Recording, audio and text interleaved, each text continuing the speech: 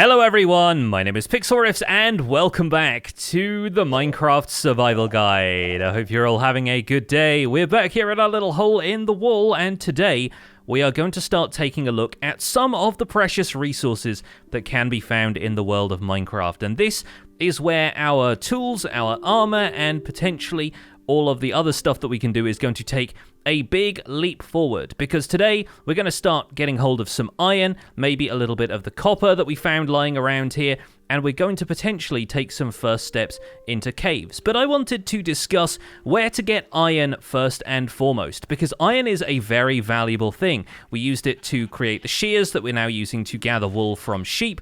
We can make better tools with it, and we can even make some stuff for our own protection. The iron up there, though, is a little bit out of reach right now, so I'm going to teach you one of the most important skills a Minecraft player needs, and that is the ability to pillar up. It's very straightforward, really, once you get the hang of it. We'll need to grab a bunch of blocks, we'll need to find ourselves in a location that we can get more or less directly up to the iron ore up there, and we're going to place a block, stand on it, jump and place a block when we reach the peak of our jump. And by repeatedly doing this, you can even hold down the mouse button to make it a little bit easier for yourself. It's easy to make a pretty tall pillar that you'll be standing on top of, ready to reach up and harvest the resources. And it looks like we have a really nice amount of iron here. I was only after a couple, but we've got 4. That'll be perfect. I can even, holding shift, place a block on the side of there to bridge out one more block and grab another piece of iron ore. So with 4 iron ore in our pockets, we're going to return to the furnace, and we're going to make our first iron pickaxe and a shield. And honestly, if it hadn't been such a peaceful episode last time and we hadn't needed to shear the sheep, I would honestly have crafted a shield with the first iron ore that we acquired, because honestly, a shield is going to protect you, I think, even more than having decent weapons will. I think a good defense is what's going to save you out there, and a shield can take a lot of damage. Let's grab this iron ingot, and let's make sure we have enough planks on us. Thankfully we do, but we've got a little bit more wood in here if we needed more. We're going to craft a shield by placing an iron ingot in the top spot there, surrounding that with wood, and then putting one more wood on the bottom like that. That creates a shield, which we can move into our inventory. We can place it in our offhand slot like that, or we can use the F keyboard shortcut to move it in and out of our offhand. You can also use a shield from the main hand, just gotta hold right click to block with it, but it'll go in the offhand and you can block from there whilst holding a weapon in your main hand, and this is how you defend yourself while you're out there fighting monsters in Minecraft.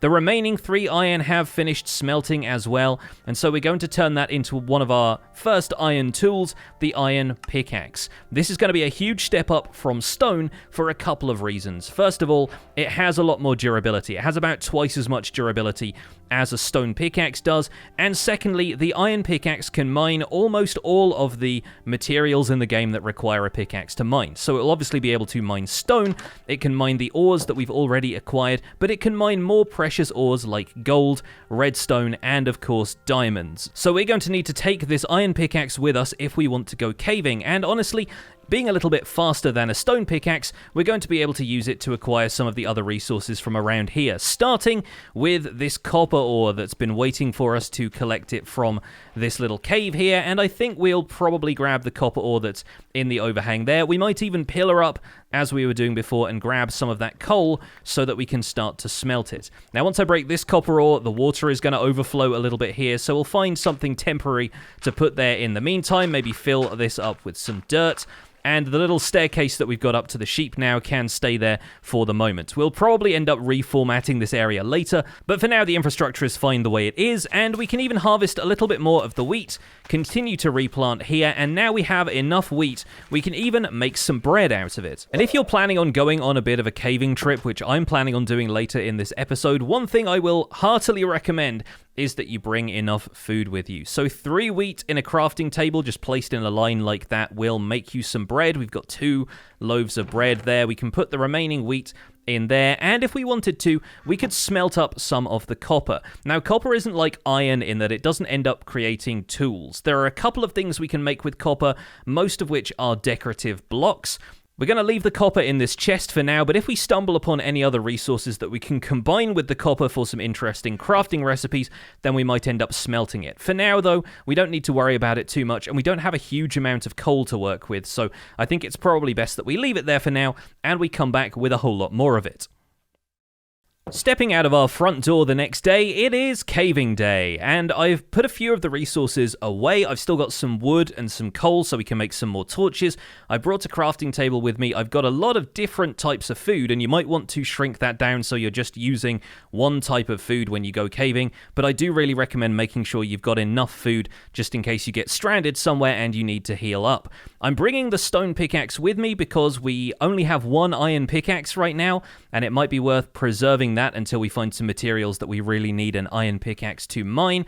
But I think we're going to head off in the direction of the sunrise. We're going to head east, and let's see what else we can find. First of all, we have a little miniature cave system in here that's not really doing a whole lot. There are a couple of hidey holes, there's a little bit more coal, and I did spot this section here that we started digging down into, but that's not really leading anywhere. There's a little bit more iron down here though, so we might grab some of that just in case it ends up being a larger vein, and sometimes veins of iron and other ores will generate kind of diagonally, so if you take out a couple of blocks and there's maybe some blocks surrounding them, it's always worth having a bit of a dig around to see if you can find anything else. In this case though, only got us 2 iron, not to worry, that should be enough to take with us somewhere else, and I think we're going to head once again east over this ridge and see if we can find any caves. Now, the reason I want to focus on finding iron is that iron's a really good example of a resource that is distributed in a bunch of different ways throughout the world. Typically, most of the rare resources you're going to find can be found in deeper caves like the one that we see over there, and hopefully that's a cave that's going to lead us down into the depths of the world to levels where we can acquire abundant amounts of iron. But you might also want to look for higher terrain like mountains, because above a certain height, usually above Y100 and going on upwards into the higher ranges of mountains, you'll find more iron generating the further up you go as well. So depending on the terrain that generates around you when you start your world, you could find that there are abundant resources nearby without you having to go caving. You can simply climb the nearest mountain and gather some resources from the top of that. And it looks like, unfortunately, the cave that I thought was over here has turned out to be a lighting illusion. That's really unfortunate. There are sometimes occasional rendering issues with light when it comes to sharp corners like that, so it does seem like that one has misled us slightly. Let's take a quick look at this hillside and see if there can be any iron found up there. Well, I'm certainly seeing a lot of coal over here in this niche, but I don't think this mountain is quite going to be high enough to start generating iron. Ideally, you want to be about 40 blocks or more above sea level, so it doesn't look like this mountain is quite going to be tall enough, and of course, you'll find a lot more iron in the much higher mountains. So we're going to pillar up a little bit here to get some of this coal. The coal will be useful if we need to make another furnace and smelt some of this iron on the go, because rather than returning to our base and smelt it up every single time, it's going to be valuable for us to smelt this iron as we go, so that way we can craft it into the tools and armor we need to survive this trip, especially if we run into some monsters a bit later. So I'm going to make sure I have a bunch of coal and at least 8 cobblestone on me. That way I can make sure I can craft a furnace, and we're sticking around areas that have a lot of trees right now, so if we need to acquire any more wood, then of course we can do that too. In a previous episode, I talked about how I will sometimes leave little sections of resources like this coal here in the mountain, and the reason for that is primarily so that you can come back here and you can be guaranteed that a place you have been will still have some of that resource left over in case you die and need to gear up again. If I come back over this way, having lost my equipment, but I know I went in this direction, I can be sure to grab a little bit of coal from that area before I keep going, and that will help me grab some torches and a variety of other things. This lake here is quite spectacular, by the way. I love the shape. It's quite a neat little lily pad shape, and it looks like that has a hole that leads deeper into the earth, so maybe we'll swim over and take a look at that. Let's hop up onto the side here, and yes, this actually looks quite interesting. You'll notice there is some copper on the wall over there, we've got some coal, and we've got some iron ore there as well. So I'm going to carefully ride this waterfall down, and it's important that we try and stay in the water stream a little bit here, because if you step outside of the water stream,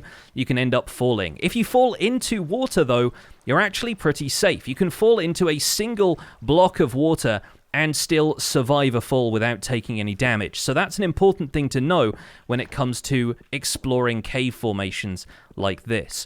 We're actually going to craft a bucket a little bit later, which will give us a portable source of water. We can grab ourselves a source of water from any of these areas, take it with us, and use it in emergencies. And it looks like coming down into the cave here, we're going to encounter a zombie. So let's take a couple of swipes at him. It looks like he's stuck underneath the rock right now, trying to get to me.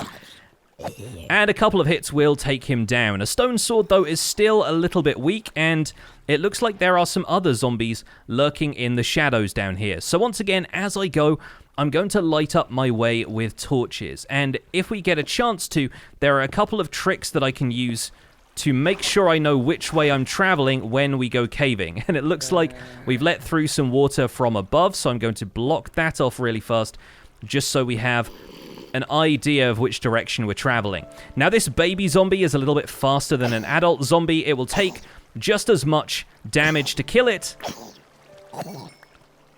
but that shouldn't be any big trouble, and it looks like we have a creeper over there as well. So these are, of course, the dangers of exploring darkened areas, because mobs will spawn in complete darkness. There we go, managed to block that one with the shield. Because mobs will spawn in dark areas, most of the time you'll find a lot of mobs spawning underground, because the dark areas down here populate with mobs when they cannot spawn on the surface during the day. This pit has led us a little further down in the world, and as we can tell from the dripping ceiling, it's actually right underneath that big lake that we had outside. There is a little bit more copper in here, but unfortunately no more iron. So I think we'll have to go further afield and track down another cave. One alternative, though, would be to dig down from here, because there's always a chance if we started digging a staircase down that we might encounter a few other materials as we go. Materials don't just spawn on the surface, like you won't always find iron ore exposed to the open air. You might even start to dig down, putting torches down as you go, and find some blocks of iron ore by chance as you dig down through the world. But I find, there we go, we've got some iron ore right here. I find that it's often better to go caving in the early days, because most of the time you can just run through a cave, glancing around at the environment that surrounds you, and you should hopefully find a few more resources as you go there. But it looks like we've stepped out into another cave. Thankfully, that tunnel down actually led us into a cave system. And we're standing on a patch of iron right now. There is copper around us as well. Potentially a lot more stuff to explore down here.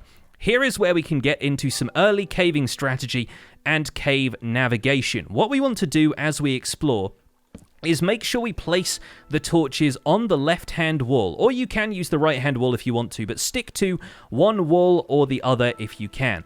And the reason for that is because it stops you from getting lost. If you place the torches on the left-hand side as you run down through a cave, and it looks like this cave dead ends here, you can follow the torches on the right-hand wall to get back to the point where you entered the cave. Once I get to this point here, if I turn the corner, I'll notice the torches go off on the left-hand side in that direction, and I can be pretty certain that my entrance to the cave was around here because there are no torches going off in this direction. And as you can see, I've placed torches on the left as I was coming down here, so I know that that is the right way back. That's kind of the mnemonic that always helped me remember this. If you place torches on the left, you'll always find the right way back. I learned that from Martin in the Littlewood, who I think learned it from the original Minecraft Survive and Thrive series from Paul Soares Jr. So it's got a legacy of helping people navigate these caves. I think that's always a good thing to remember. So a little bit more iron, a little bit more copper. We've got 14 iron now. So this is really when we can start thinking about stopping,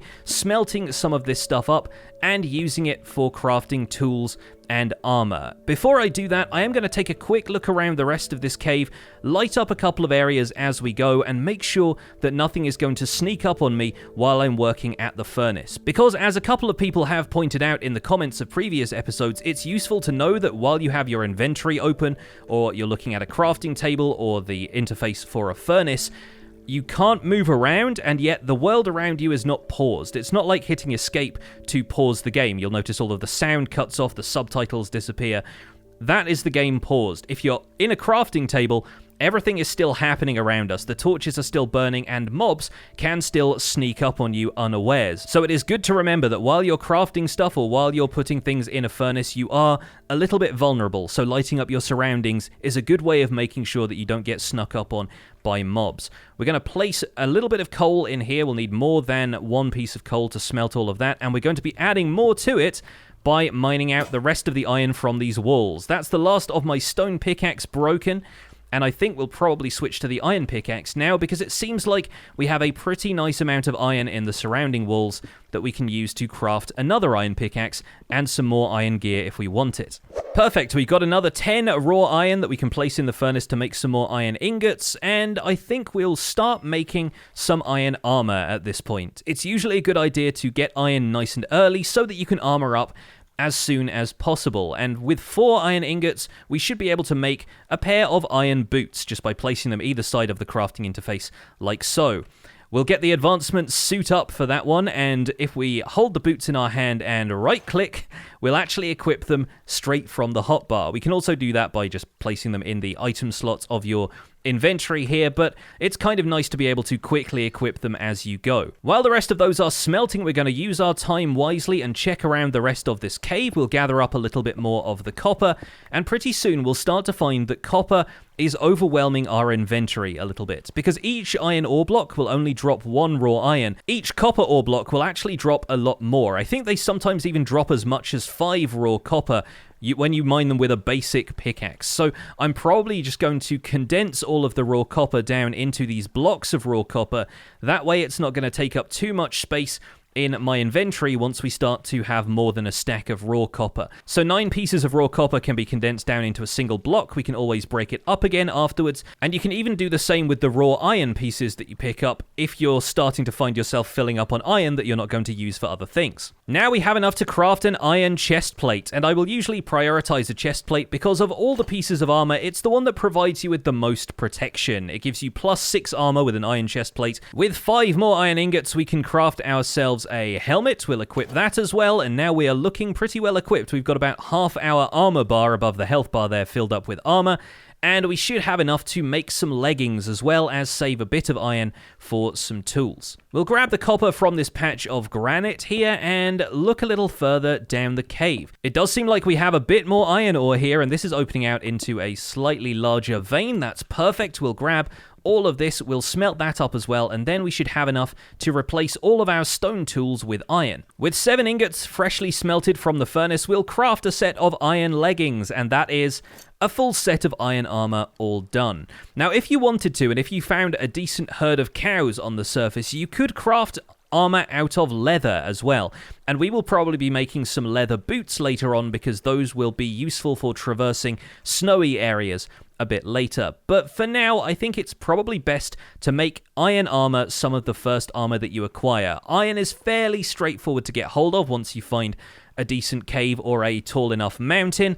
And honestly, I think iron armor is some of the better armor to start out with because it provides more protection. Leather armor is softer and it won't provide as much protection as these iron pieces. You can also find or even craft gold armor for yourself, but for the most part, I think iron armor is going to be the most important thing to get hold of if you're less confident with combat and you want to go exploring. Now that we have a few leftover iron ingots, I think I'm going to upgrade my stone sword to an iron one. And we'll grab one of those, and we'll probably make ourselves an iron axe as well. Now, you'll notice that the iron sword does 6 attack damage as opposed to the stone sword's 5, so the iron sword is going to be a more effective weapon.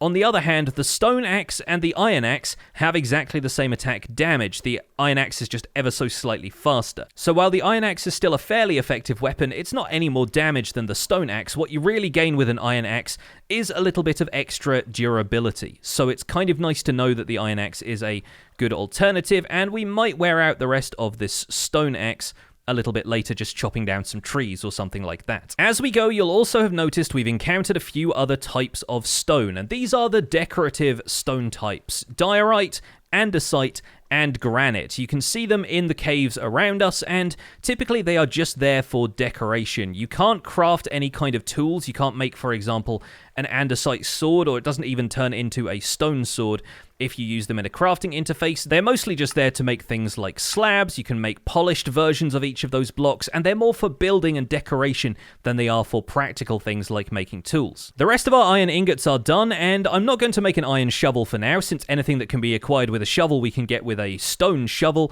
Instead, we're going to keep those iron ingots handy, and we'll see if we need another iron pickaxe before long, because we're going to look around the rest of this cave and see what other resources we can acquire. We'll continue down the passageways that I've already started to light up. We'll pop a torch every so often. There's a little bit more copper there, which is lovely to see. And I think that's probably going to be it for this passage of the cave. You might want to dig into the ends of caves a little bit further to see if they break out into other caves, because sometimes these things generate almost touching, but not quite. We're going to grab all of the copper from here and mine out the entirety of this copper vein, which is actually going to be a little bit larger than the iron veins that we've found. Let's use the andesite just to pillar up out of here, since it looks kind of similar to the rest of the stone that's around us. And our last fork of this cave heads back down in this direction past our entrance. So once again, we'll leave torches on the left heading in this direction, and we'll see if we encounter anything. Well, there is one more patch of copper here, but it looks like that is going to be it for this cave. Not a bad haul, all things considered.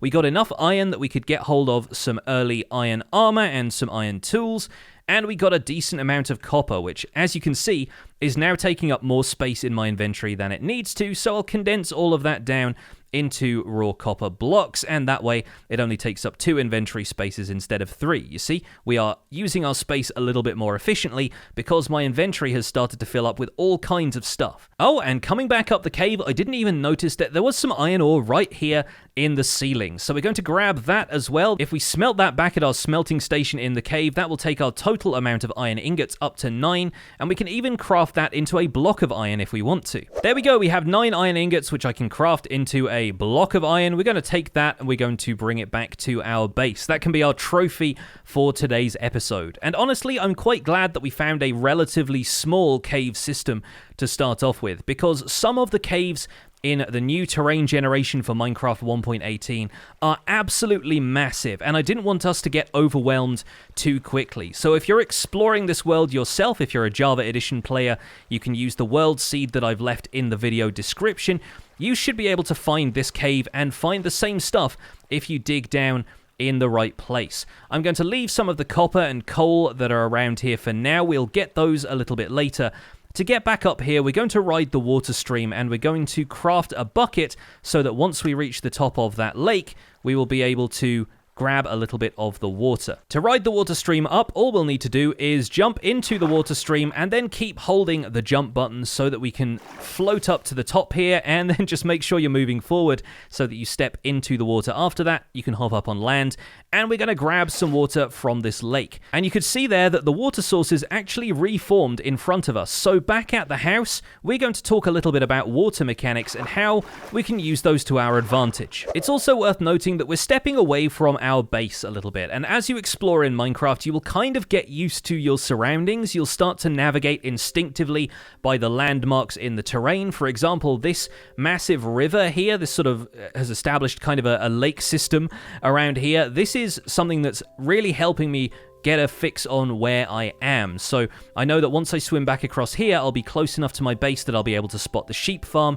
and our hole in the wall. But in situations where you're spending a little bit of time further away from home, it's useful to take note of some of these landmarks. Maybe leave a trail for yourself by, placing blocks and torches and things so you know which direction you are going, or take note of which direction the sun is in. As we were leaving our base, I made a note of the sun rising on the horizon, which meant we were going east, and if we look up right now, we can see the sun is setting in this direction, or at least it's going down in this direction. It's not going to set for a while. And over here in the western side of the world, we come back to our sheep farm, our wheat field, and honestly, the wheat field has not done a whole lot because I think we've been a little bit too far away for the game to recognize that the wheat needs to grow. But that's fine, we'll be spending a little bit more time around here, and we can sort through some of the things we've brought home from our caving trip. We'll hop into the house, we'll put some of this stuff in the chest. We can even combine some of the raw copper we already acquired from outside of our house to put those back together in there. And we've got a bit more cobblestone. This chest is becoming a bit of a mess, so I think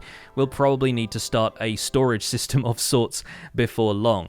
But anyway, I promised you a bit of an introduction to water mechanics, and I think this seems like the ideal time to do it. We've got a bucket now, we've got a little lake right here that we've been using to irrigate our crops, and I can start to explain the mechanics of renewable water. So over here, a little bit out of the way and away from the noisy sheep, we'll dig out a little square of blocks, just a 2x2 square right here. And we're going to place our water bucket on one side of this. You'll notice it flows down towards this corner. The water source is in this corner here, so if we want to pick it back up again, we can do that by right-clicking, and then placing it again by right-clicking will empty the water bucket out so it's flowing in this direction. But you can't pick up any of the flowing water around here because it isn't a source of water. However, if I pick up another water source block from over here, and I place another one in the opposite corner of this water stream here, you'll see that all of the water there has converted into flat and not flowing water, and that now means each of these pieces of water is